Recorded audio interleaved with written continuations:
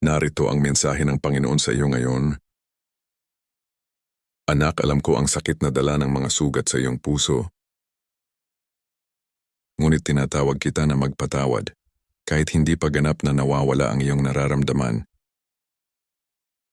Ang pagpapatawad ay hindi nangangahulugang tama ang gibawa sa iyo, at hindi rin ito binubura agad ang sakit.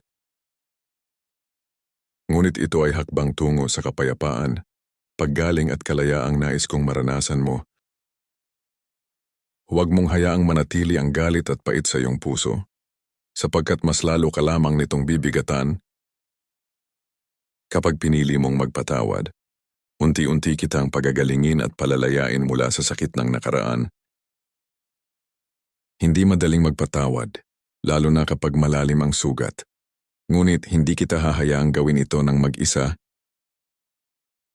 Bibigyan kita ng lakas, pag-unawa at pusong marunong magmahal kahit nasasaktan.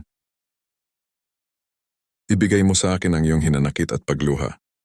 Ako ang maghihilom ng iyong puso sa tamang panahon.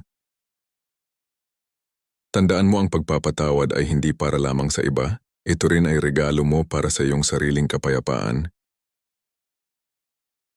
Habang pinipili mong magpatawad, mas lalo mong mararanasan ang aking pagmamahal, awa at kapayapaang nagpapalaya sa puso.